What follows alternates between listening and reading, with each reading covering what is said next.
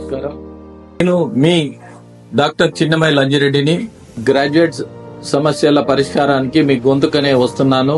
మీ మద్దతు నాకు అందించి నా అభ్యర్థిత్వాన్ని బలపరిచి మొదటి ప్రాధాన్యత ఓటు వేసి గెలిపించాలని ప్రార్థిస్తున్నాను. భారత్ మాతాకి జై.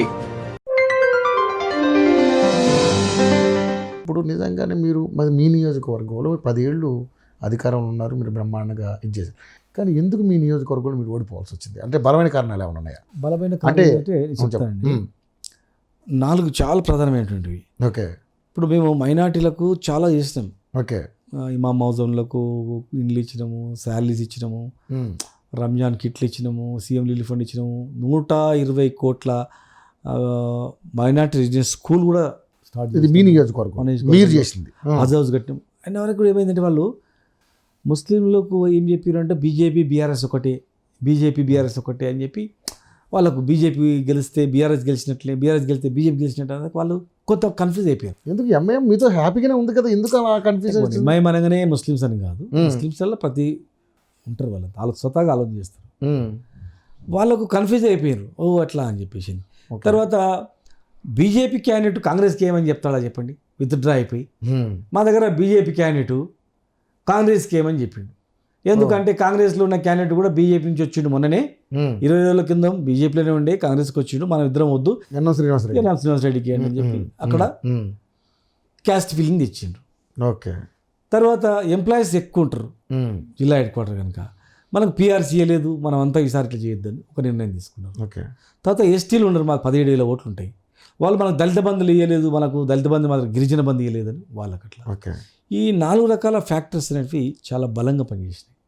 అయినా ఈ 4 రకాల ఫ్యాక్టర్స్ సంబంధించిన ఓట్లు 80,000 ఓట్లు ఉంటాయి. వన్ వే ఒక 70,000-80,000 ఓట్లు పోయినా కూడా నాకు ఒక 7,500 ఓట్లు వస్తే గెలిచేవాడిని. 7,500 ఓట్లు వస్తే గెలిచేవాడిని అనమాట. అంటే ఇట్లా వన్ వే ఇంతమంది అంటే మైనార్టీలు కూడా మళ్ళీ మాకు వేసినారు, మెజార్టీ అక్కడ వెళ్ళిపోయింది.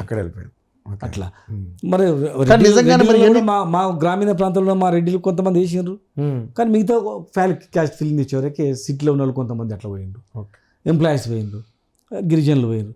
ఇట్లా 4 రకాలుగా 4 పోయే వరకు ఏమైపోయిందంటే మెజార్టీ ఓట్లు పోయే వరకే మాకు ఇబ్బంది అయింది. వాళ్ళు తర్వాత ఇప్పుడు అనుకున్నారు, మా రైతులు అనుకుంటారు అయ్యో తప్పు పని చేస్తామని, మైనార్టీలు అనుకుంటారు తప్పు పని చేస్తామని, గిరిజనులు అనుకుంటారు తప్పు పని చేస్తామని, మా ఉద్యోగులు అనుకుంటున్నారు అరే కొత్తగా అనుకుంటే ఏదో అంత మోసం అయిపోతుంది కదా మనం. కనుక సరే కారణాలు ఏవైనా కావచ్చు, అంగీకరించాల్సిందే. ప్లస్ అంగీకరించి ప్రభుత్వం చేసే తప్పులను మనం ఎండగట్టాల్సిందే, వెంటాడాల్సిందే. ఓకే. ఖచ్చితంగా చేయని హామీలను ప్రజలకు తీసుకుపోవాల్సిన అవసరం ఉంది, బాధ్యత మాకు ఉంటుంది. ఓకే. ఎలక్షన్ వస్తే ఎలక్షన్లో ప్రజల తీర్పు ఎట్లుంటుందో చూడాల్సిన అవసరం ఉంటుంది. మీరందరూ కూడా దాన్ని బట్టి ప్రజలలో ఏముంది అనేది మీకు కూడా అర్థమవుతుంది. ఓకే.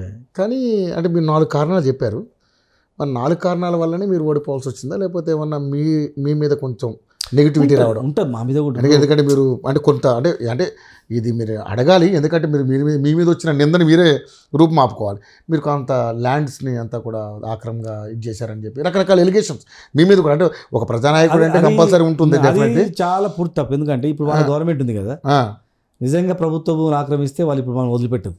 డెఫినెట్లీ ఏదో ఒకటి మీ మీద యాక్షన్ ఉంటుంది కదా, ఇమ్మీడియట్గా ఉంటుంది. అవును. ఇప్పుడు కేటీఆర్ గారి మీద ఆల్రెడీ 55 కోట్ల మీద నడుస్తుంది, అట్లా వదిలిపెట్టదు. మేము భూములు ఆక్రమించుకునే పరిస్థితి లేదు, గవర్నమెంట్ భూములు ఆక్రమించే ప్రసక్తి ఉండదు. కానీ మేము అన్ని కరెక్ట్ చేసినాం అని నేను చెప్పాను. ఓకే. మా వల్ల తప్పులు జరిగింటాయి. 10 ఏళ్ళ పరిపాలనలో ఓ కార్యకర్త చెప్పిన మాట వినాల్సి వస్తుంది, ఎవరికి అన్యాయం జరుగుతుంది, కొన్ని జరిగి ఉంటాయి. నేను మొత్తం కరెక్ట్ చేసినాము అని అనుకోవద్దు, మా తప్పులు కూడా ఉంటాయి. ఈ 4 కాకుండా మాకు కూడా మేము చేసిన తప్పులు కూడా ఉంటాయి.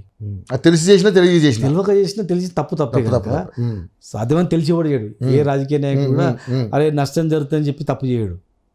ఏదో సందర్భంలో ఏదో కారణం ఉంటుంది, దానికి తప్పు జరిగిపోతుంది.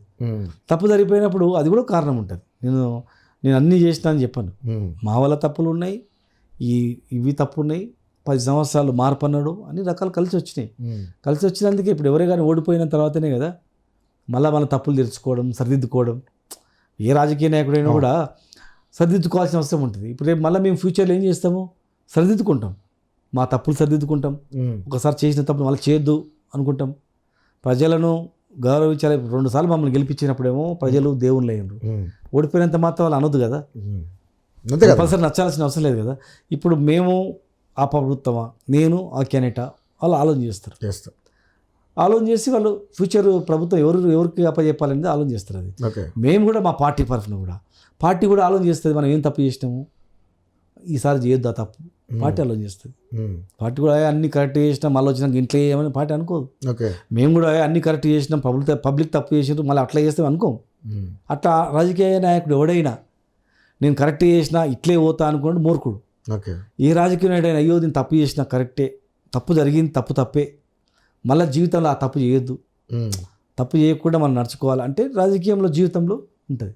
ఖచ్చితంగా మా ప్రభుత్వం, మేము కూడా మా నాయకుడు కూడా తప్పులు సర్దిద్దుకోవాలనుకున్నాం. తెలియక చేసిన తప్పులు సర్దిద్దుకుంటాం. పబ్లిక్ ఇంకా ఎట్లా దగ్గర కావడానికి ఏందో చేస్తాం.